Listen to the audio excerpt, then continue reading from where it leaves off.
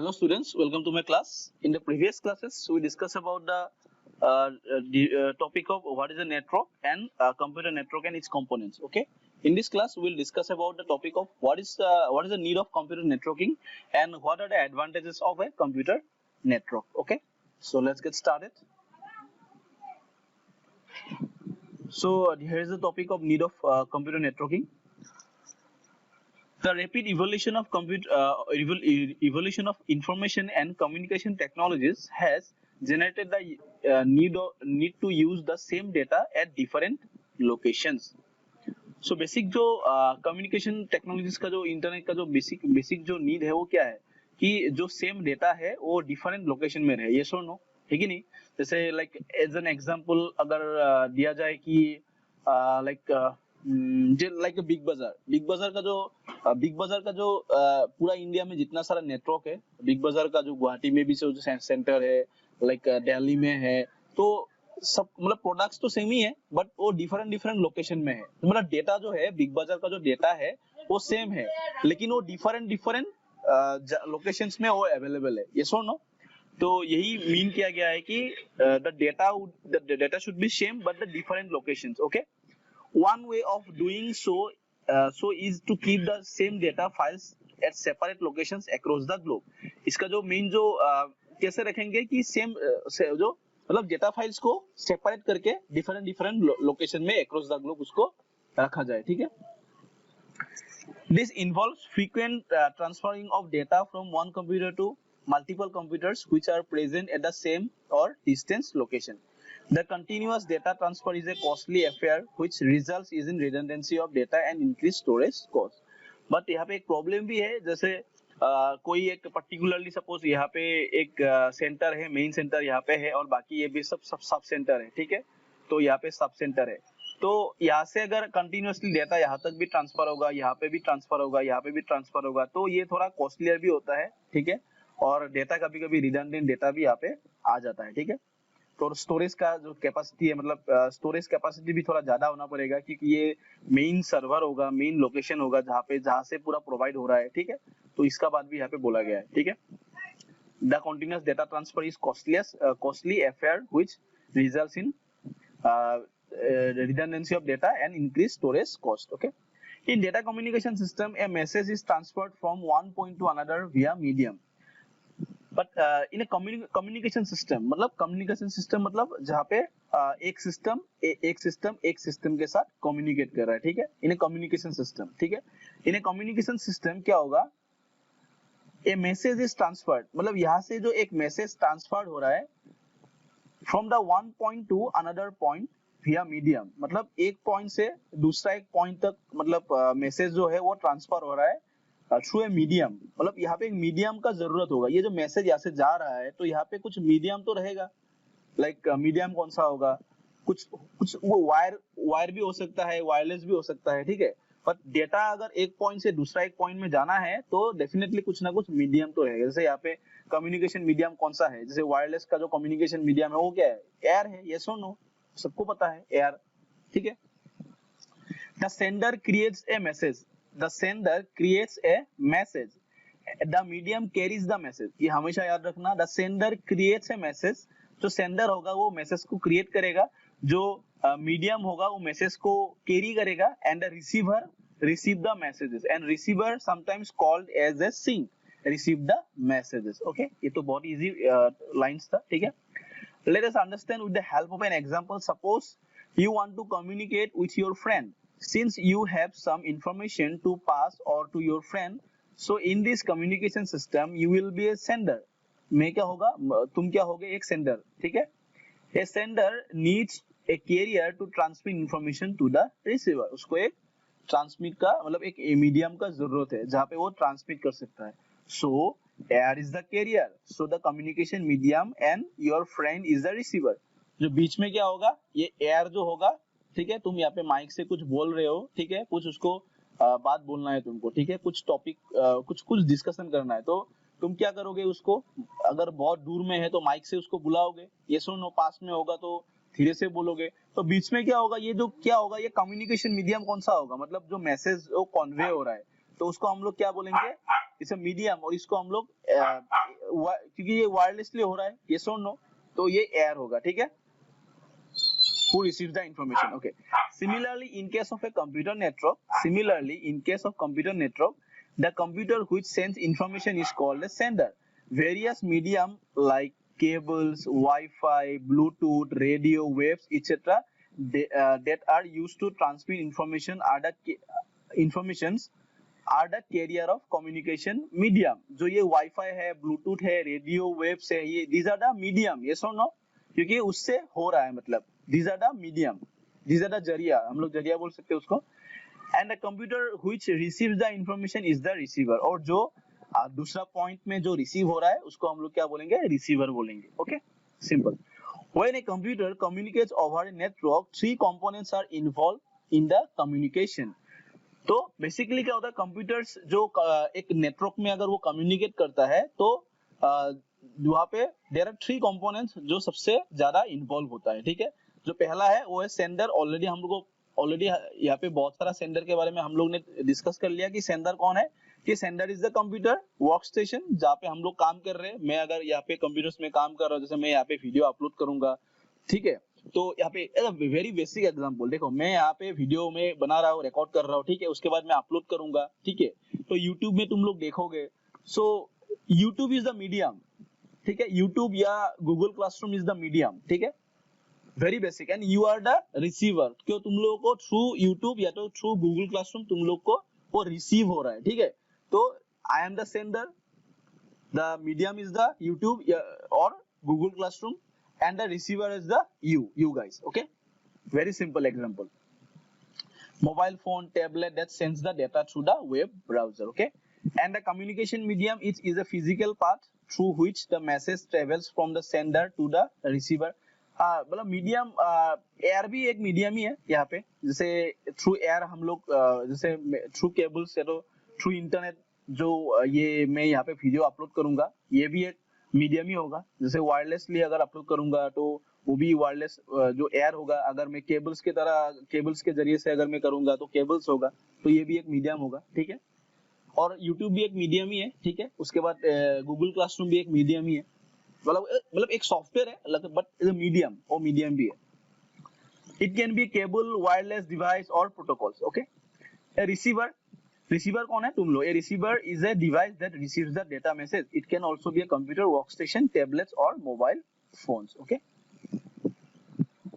Next जो topic है, it is called advantages of network.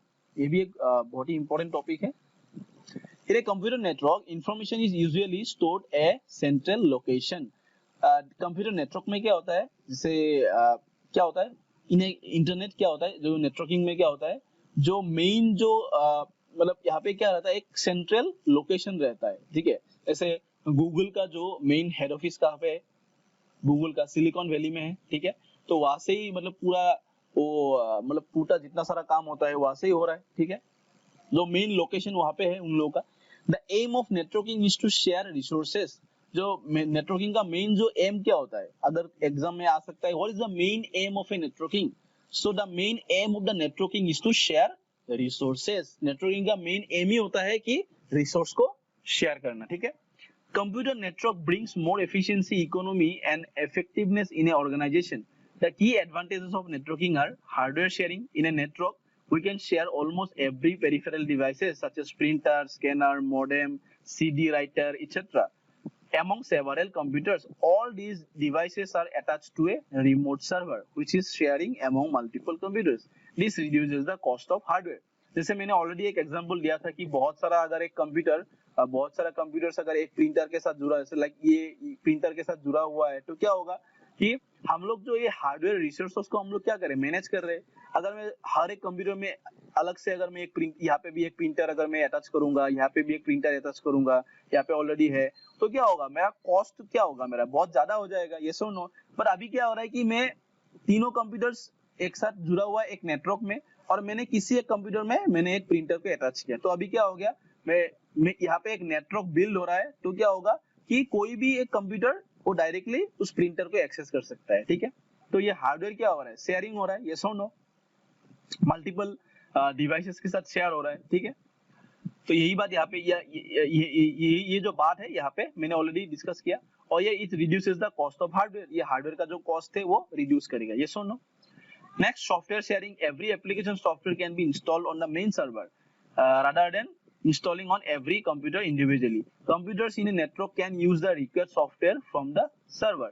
This techniques saves the cost as well as time. जैसे क्या होता है कि like जैसे कोई अपडेट आता है हम लोग का, ठीक है, सॉफ्टवेयर शेयरिंग, जैसे like कोई प्ले स्टोर में सपोज मैं कोई क्या यूज कर रहा हूँ, गूगल क्रोम यूज कर रहा हूँ, गूगल क्रोम में अगर मेरा कोई अपडेट आ गया, ठीक है, गूगल क्रोम को मुझे अपडेट करना है, तो ये जो अपडेट जो होता है वो एक्चुअली मेन सर्वर में वो लोग अपडेट को कर देते हैं, ठीक है, वो मींस जो अपडेशन का जो फाइल होता है वो मेन सर्वर में रहता है। जैसे कोई एंड्रॉइड का अगर कोई नया अपडेट आ गया है, ठीक है, तो वो एक सर्वर होता है, जैसे एंड्रॉइड जो भी हम लोग मोबाइल फोन यूज करें, एंड्रॉइड का जो भी नया सिस्टम नया कोई लॉन्च हो रहा है, ठीक है, तो वो लोग क्या करेंगे, सर्वर में उसको इंस्टॉल करेंगे जो अपडेशन फाइल होगा, तो क्या होगा, वो डायरेक्टली सब जितना सारा लोग इसके साथ जुड़ा हुआ है, उस सर्वर के साथ जुड़ा हुआ है, जैसे हम लोग भी है, जैसे हम लोग को वही गूगल का जो एंड्रॉइड जो भी वर्जन है हम लोग यूज कर रहे हैं, ठीक है, तो वो हम लोग क्या करें, उसके साथ डायरेक्टली कनेक्टेड है, ठीक है, एक नेटवर्क में। तो जब भी वो लोग क्या करेगा, एक अपडेट फाइल वहां पे अपलोड करेगा, तो डेफिनेटली डायरेक्टली क्या होगा, हम लोग के पास भी वो अपडेट आ जाएगा, ठीक है, तो हम लोग क्या कर सकते हैं, डायरेक्टली वो अपडेट करेंगे तो क्या होगा, सर्वर से डायरेक्टली अपडेट होगा, ठीक है, मतलब वो फाइल जो अपडेट होगा वो डायरेक्टली सर्वर में होगा। तो उन लोगों ने क्या किया, सेंट्रल लोकेशन में उस सॉफ्टवेयर को, उस सॉफ्टवेयर का जो फाइल है उन लोगों ने वहां पे रख दिया। तो क्या है, सॉफ्टवेयर क्या हो रहा है, शेयरिंग हो रहा है, कि ऐसा तो नहीं है कि तुम लोग पर्सनली तुम सबको मतलब जो गूगल का सुंदर पिचाई सब लोगों को बोल रहा है कि अपडेट है, अपडेट आया है, तुम अपडेट कर लो, ऐसा क्यों, सबको तो पर्सनली बोल नहीं रहा है, ठीक है, वो लोग क्या कर रहा है कि डायरेक्टली वहां पे फाइल को सर्वर में उन लोग जो अपडेशन का फाइल है वहां पे रख दिया है, तो वहां से डायरेक्टली सबके पास एक नोटिफिकेशन चला गया है कि your new version is available now, you have to update, ठीक है, तो ऐसे एक नोटिफिकेशन सबके मोबाइल में आ गया है, ठीक है, तो उसके बाद हम लोग क्या करेंगे, उसको अपडेट करेंगे।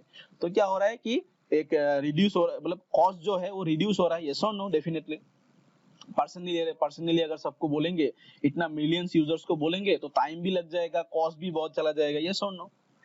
तो सॉफ्टवेयर का यूज भी नेटवर्किंग से होता है। Next, efficiency of hardware and software resources in a network, modifications in software or hardware are doing at a single point. Since the resources are installed at a single point, all modifications are done at the point rather than the individual computer. Already मैंने ये बात बोला, efficiency of hardware and software resources, क्योंकि एक जगह में अगर हम लोग रख देंगे तो उस जगह से सब लोग पूरा उसको एक्सेस कर सकता है, ठीक है। ये दोनों का बात, ये दोनों मतलब पूरा तीनों का पॉइंट सेम ही है कि एक सेंट्रल पॉइंट में अगर हम लोग उसको रखेंगे तो क्या होगा, डायरेक्टली मतलब उसका नेटवर्किंग का ये पॉइंट ही यही है कि शेयरिंग कि हम लोग कोई भी चीज हम लोग शेयर कर सकते हैं, कोई भी चीज हम लोग मल्टीपल एक्सेस कर सकते हैं। ये होता कहाँ पे है, ओनली नेटवर्किंग में होता है, ठीक है, जैसे कंप्यूटर नेटवर्क्स में होता है, इंटरनेट में होता है। तो reduce redundancy, since people use the same data in common workspace, they can share it over a network by saving and storing it centrally. This also reduces the redundancy of same data. मतलब यहाँ पे क्या बोला है, since people are use the same data in common workspace, जैसे बहुत सारा bank का जो डेटा है वो कॉमन होता है, ठीक है, यहाँ पे भी सेम डेटा होगा, किसी का यहाँ पे सेम डेटा होगा, तो क्या होगा, they can share it over a network by saving and storing it centrally. वो क्या होगा, जैसे यहाँ पे जो डेटा है वो डायरेक्टली यहाँ पे स्टोर होगा, यहाँ पे स्टोर होगा, क्या होगा, सेंट्रली स्टोर होगा, तो क्या होगा, डेटा कॉपी नहीं होगा, मतलब एक ही डेटा यहाँ पे भी स्टोर हो रहा है, यहाँ पे भी, मतलब क्या हो रहा है, मतलब डबल कॉपी स्टोर नहीं हो रहा है, क्योंकि वो सेंट्रली स्टोर हो रहा है ना, तो यहाँ पे जो मॉडिफिकेशन होगा तो यहाँ पे स्टोर हो गया, उसके बाद यहाँ पे जो मॉडिफिकेशन होगा, जो पहला वाला फाइल था उसको ओवरराइट करके ये वाला मॉडिफिकेशन फाइल यहाँ पे स्टोर होगा, तो मतलब दो कॉपी यहाँ पे स्टोर नहीं होगा, वो एक ही कॉपी स्टोर होगा। तो रिडंडेंट जो डेटा है उससे उसका कोई इशू नहीं। रिडंडेंट मतलब क्या है, मतलब कॉपी, जैसे यहाँ पे एक कॉपी हो गया, उसके बाद यहाँ पे भी एक कॉपी हो गया, तो कॉपी होने से क्या होता है, रिडंडेंट डेटा जनरेट होता है। और रिडंडेंट डेटा जनरेट होने से क्या होगा, जैसे तुम्हारा एक फोटो है, ठीक है, उसका अगर 1000 कॉपी बनाओगे तो क्या होगा, एक्स्ट्रा मेमोरी यूजेस होगा, यस और नो। तो कोई जरूरत ही नहीं है कि इतना कॉपीज को करना है कि नहीं। तो एक ही कॉपीज में सर्वर में अगर एक ही कॉपीज रहेगा, ठीक है, दोनों का अगर एक ही कॉपी रहेगा तो जब भी उन लोगों को चाहिए तो वो लोग उसको एक्सेस कर सकता है, यस और नो। सेम अगर कोई उसको अपडेट भी करेगा तो सर्वर में अपलोड करके रख देगा, ठीक है, फिर से उसको मिल जाएगा, वो भी अगर कुछ अपडेट करेगा सर्वर में रख देगा, ठीक है, तो कोई प्रॉब्लम ही नहीं है, ठीक है। तो रिडंडेंसी का यहाँ पे कोई इशू नहीं होगा, तो रिड्यूस रिडंडेंसी। तो यही है जो बेसिक जो एडवांटेजेस है। और कुछ एडवांटेजेस यहाँ पे है, सेव एंड पेपर टाइम, जो हम लोग का जैसे कोई भी network also reduces the need for generating multiple hard copies. Hard copies का कोई जरूरत अभी है नहीं, क्योंकि अभी असाइनमेंट जो हो रहा है हम लोग अभी ऑनलाइन, ये तो सबसे ये तो तुम लोग को पता ही है कि अभी हम लोग कोई लिख के नहीं दे रहा है, कॉपीज में लिख के नहीं दे रहा है, ठीक है। कॉपीज का कोई इशू नहीं है, ऑलरेडी गूगल क्लासरूम है, वहाँ पे हम लोग डायरेक्टली सॉफ्ट कॉपी हम लोग डायरेक्टली, जैसे मैं कोई असाइनमेंट अगर देता हूँ तो डायरेक्टली मैं सॉफ्ट कॉपी मतलब अपलोड करता हूँ, यस और नो। तो देन क्या होता है, people working in A common workplace can share reports through the network which saves the both time and paper. हम लोग टाइम एंड पेपर दोनों को सेव कर सकते हैं, ठीक है। Next, internet sharing. A network reduces the cost of installing internet facilities on an individual computer. A corporate internet connection is powerful enough to provide internet access to all the computer network. All system can enjoy the benefits of the internet in a network. जैसे कोई office में अगर एक office में तो connection तो एक ही होता है, तो उसके बाद एक ही कनेक्शन से सबको प्रोवाइड किया जाता है इंटरनेट, यस और नो। तो क्या होता है, ये कॉस्ट जो क्या हो रहा है, रिड्यूस हो रहा है।